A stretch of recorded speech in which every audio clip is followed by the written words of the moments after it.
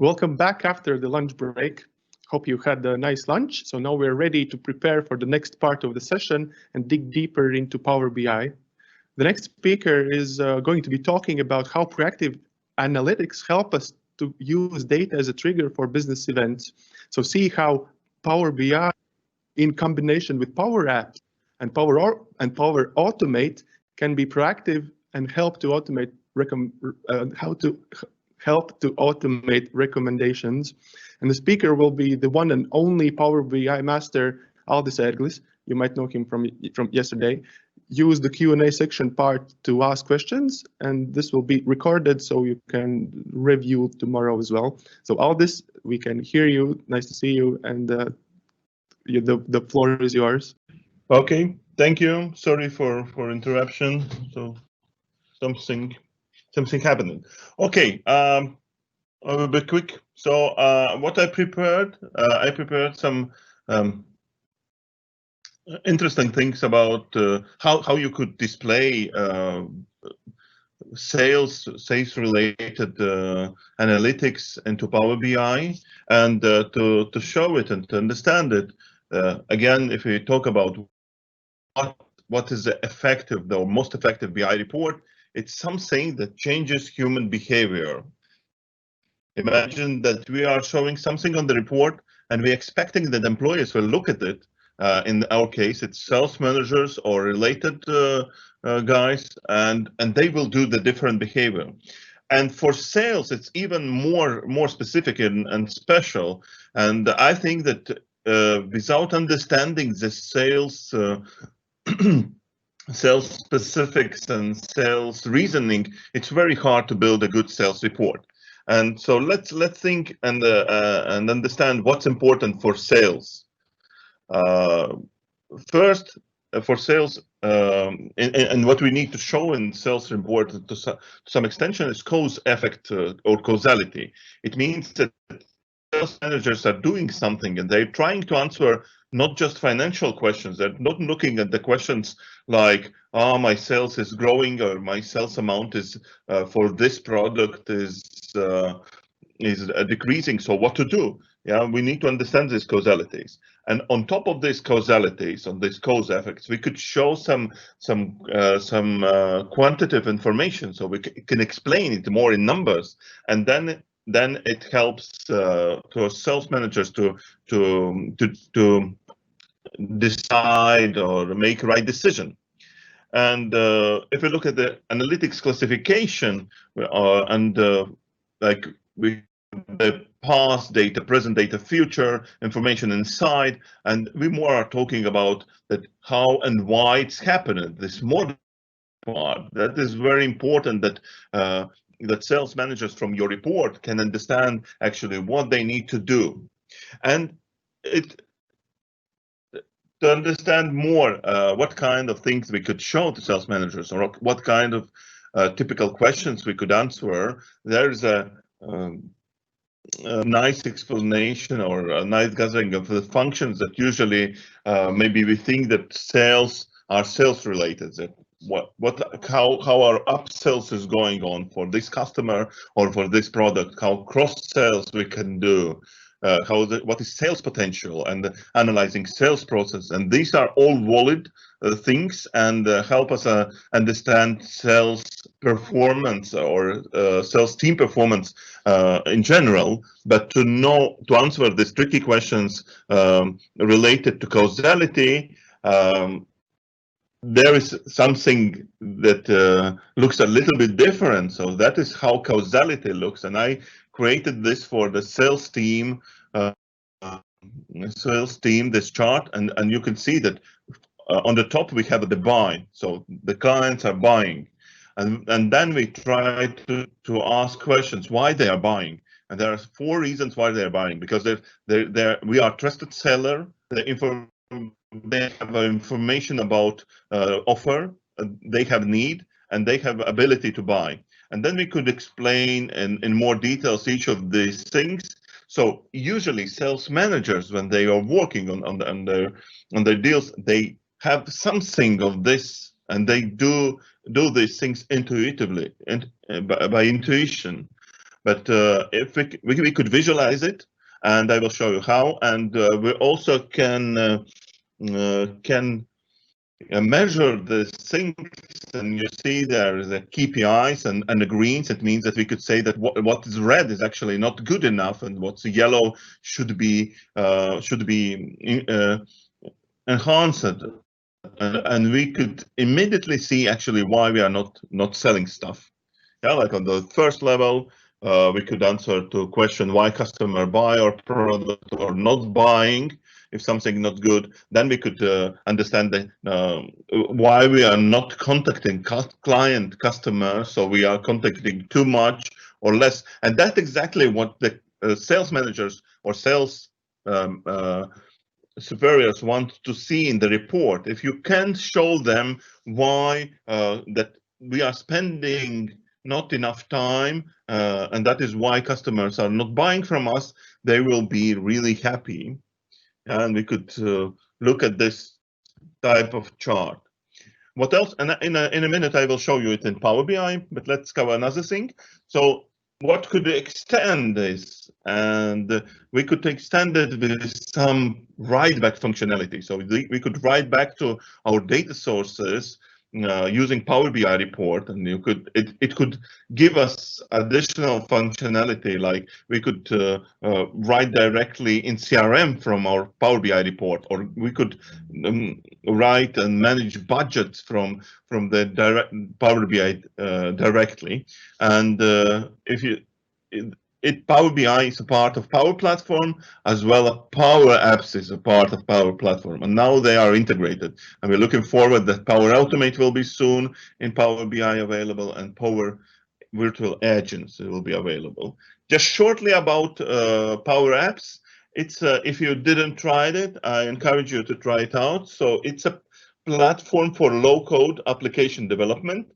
So you could easily build applications, and it's like Excel on steroids. So you could build the screens and define rules and save data and really build mobile applications for phone and for tablet, or for application in the web. We will see it. So, and then you could embed these Power applications in your Power BI report. So, and now demo. First, I will launch couple of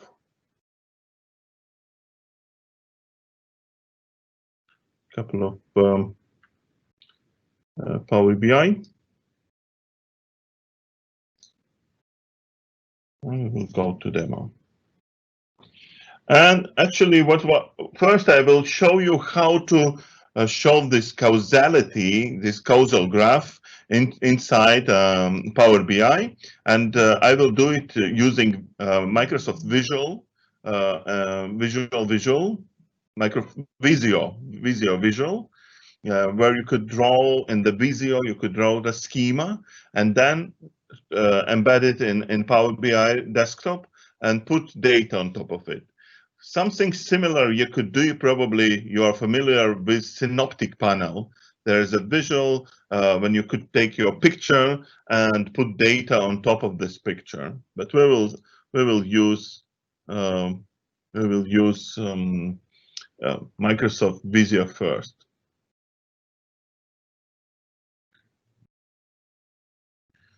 And first, what I will show you, it's a sales process, lead management. It's a typical sales process. And in you see that I have this Microsoft Visual, and I created a process in Microsoft Visio, and now it's loading from Microsoft Visio Online, and it will show me the sales process. You see that there is a web, CRM, and immediately it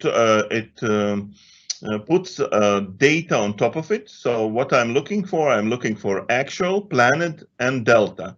It means that if you see that first step is web and lead generation. So actually, actual 150, planned 120. So it's good.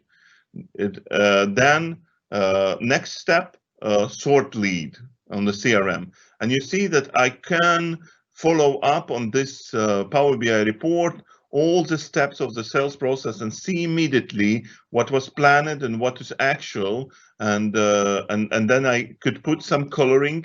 If I like for this step, I could say that delta planned actual, and I say that delta, for example, is a color or text. I say that it is color, and then I do a marking. So that is how you could visually show the sales process on, and not just showing numbers and charts, but showing process itself and indicating where there are the problems.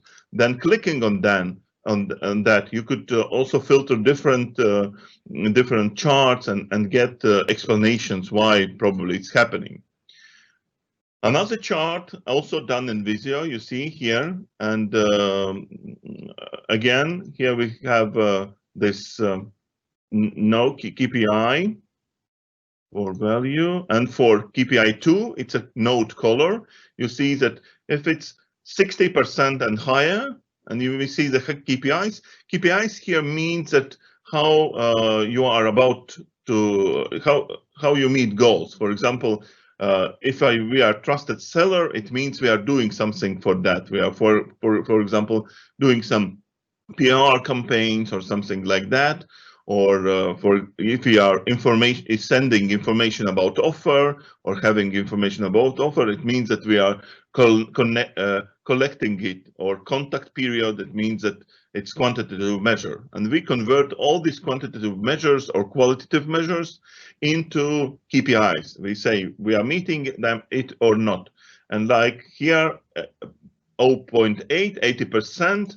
So if it's 60 and more, it's green, and we could change. We could say that no, if it's 90 and more, then it's green. 0.9.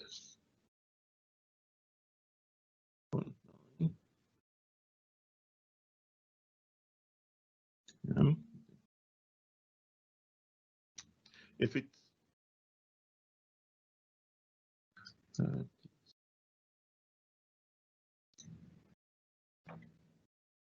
it's a 17% or more, or it's 80% and more, and you could see that, and what everything that will be from 30 to 80 will be yellow, and we could say that actually everything that is less 50% is red. So we will have this 50. It overlaps a little bit. Yeah, now 60%, so it's right. And so again, you could understand now visually, in this case, service product ads, we are not creating enough probably product information or time resource available. So we don't have, we are not investing enough time for training sales managers and stuff. So we could understand, or here yellow, it means we are not have enough contact hours with clients. And we could filter it, like we have Estonia, Latvia as examples. Latvia, everything, a lot of red things, yeah. So that is how we could understand, actually convert them, the information about offer. Do we have it? Do we have data analysis? Are we doing data analysis? And out of this causality, you could immediately in your report say what needs to be done. So what sales guys should do to improve all the situation and improve sales. And imagine that in this case, we also need this Power App. Let's look at the Power App, and we want to add the Power App. Here is a Power Apps visual. In the latest versions of Power BI Desktop, it's available standard visual. I click it here, and here we can add the Power Apps visual. We can link it with some data. In this case, let's do country. And we could create new Power Apps app from here, but we will choose the existing one. And I have two apps created, so you could create them under Power Apps portal I click this Power App, which actually is a classificator for countries and some sales results. And you see it's loading, and it's loaded. It's a mobile form factor, but we could change it to changing its size, and maybe sometimes we need horizontally or whatever size. And what you can do actually, you see that it's a Power BI report, but we could, if we needed, add some country or search for some country, France. Yeah, we could find it, and it's fully interactive. Or for example, we want to add some data here, and we see that add data, and it will be added. And in this case, behind application, we have a common data service. It means that we could link, we saved this data just in common data service right now. And if we want, we also could display it in this report and use it, this data and this report, if we connect to the common data service. And that is how we could create some write back functionality that is linked with our report. Yeah, so that's all shortly. So maybe you have some questions, comments? Yes, thank you. Let's run quickly through some questions, but Aldis will be back after the next speaker as well, so we can maybe part of the questions take at the second time. The first one here is about proactive analytics that you mentioned. Can you mention more examples on what data would go under this proactive analytics, and what other sales management areas could benefit from such approach? Yeah, imagine that proactive analytics, it means that we are not entering something, but the data itself is driving some activities. For example, proactive analytics means if we see here in the report that we don't have enough leads, so potential clients or marketing activity, we could generate some tasks or requests in CRM to do and find, maybe we detect that we need to create 5 new campaigns or 5 new leads, because we could like assume and calculate from this causality graph. And we create, we find the, in data, we automatically find 5 best clients for this campaigns, and then create CRM tasks for managers to do something. So that is a proactive analytics that, based on this information and all the data available, you could create tasks maybe for sales managers themselves. So in CRM, they open CRM and they see the 5 tasks that's actually generated by the data in your report.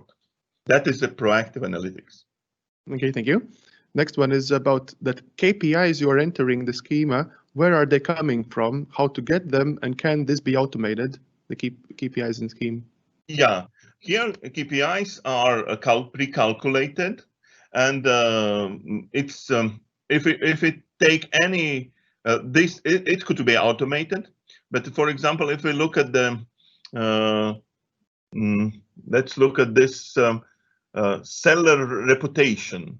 Yeah, it's our reputation. So, and there should be a way how you calculate this seller reputation. It means that usually you do some surveys. Yeah, your marketing is doing surveys, and you say that for example, you are using Net Promoter Score as a reputation metric, and this 70% represents this Net Promoter Score converted into this KPI. So just to analyze on this level, you need to convert all your metrics in KPIs from 1 to 0 from 1. In this case, you say that our reputation is 70% good, from like 70% from ideal. All right, Aldis, thank you very much. This time we're out of time.